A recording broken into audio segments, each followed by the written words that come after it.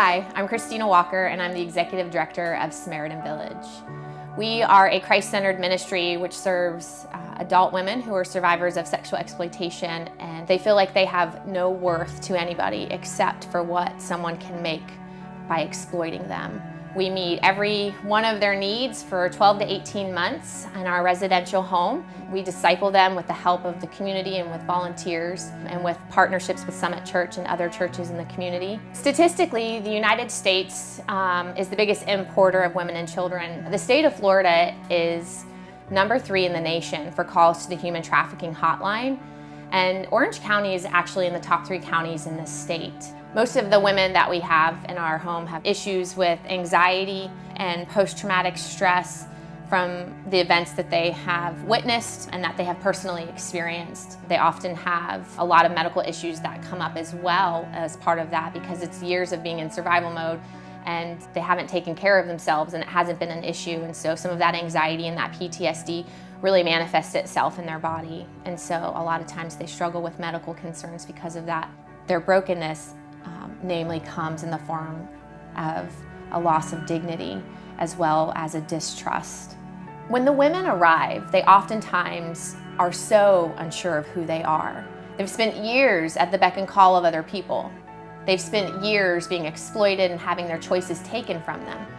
They no longer know who they are, what they want to wear, what they want to eat, when they're allowed to wake, when they're allowed to rest. And so while they're with us, we move them into a place of increasing their voice and increasing their choice in daily activities as well as in life volition. One of the main tasks of Samaritan Village is to keep our women safe. And the number one way that we do that is by maintaining confidentiality of their stories as well as their identities.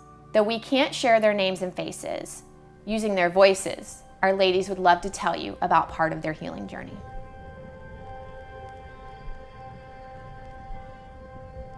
Before this program, my life wasn't my own and God wasn't even a thought. I wasn't free to live my own life and I didn't know who I even was. Since being here at Samaritan Village, I have been given a chance to build a different community around me and one that I didn't even know existed. A safe one with people who care and are willing and ready to be there to help me become the wonderful daughter in Christ that I am. God has helped me so much in this past year. He has helped me to see that I don't need to fear the things from my past, that I am special and worth every good thing that comes along in my life, and that I no longer have to live in shame from who I am because I am redeemed. In the time that I have been here in Samaritan Village, I have seen God's grace in so many different situations, and I have learned from them all. But the truth and love that I have learned about God through Samaritan Village is that He loves me and He will never abandon me. He is my rock when things are shaky and my light when things are dark.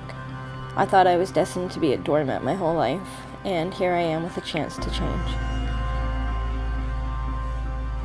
Safe for me is actually when I can close my eyes at night and knowing nothing bad is going to happen. I was living in a house right in the middle of the hood with gangsters and addicts, in a place where life can be taken, bought, or sold. And not having to do that now feels, it took a while to get to where I could close my eyes. He's showing me I can let go of my stuff. I'm using art and writing to express the way that I feel, and I didn't know that before. God's showing me that. Before, I was feeling that my heart was frozen and hardened, like flatlined inside and out, and I felt I was full of darkness, surrounded by evilness pulling at me. But I see hope, and I have people in my life now that support me, and Christ has always been there just waiting for me in open arms, and I didn't see that before. I can be set free as long as I walk with Christ, and today I got my life back.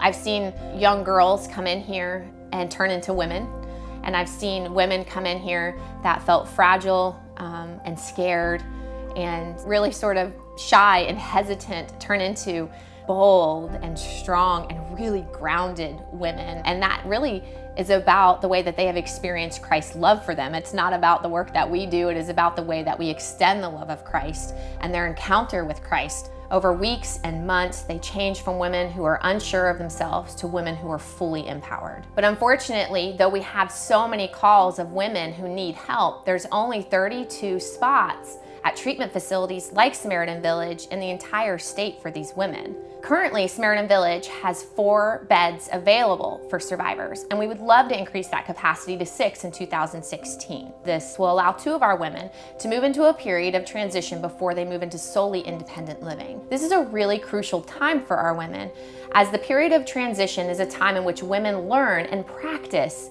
what it's like to live independently, but still have the support and care as they journey to Christ. His passionate pursuit of them reminds me that he passionately pursues each of his children.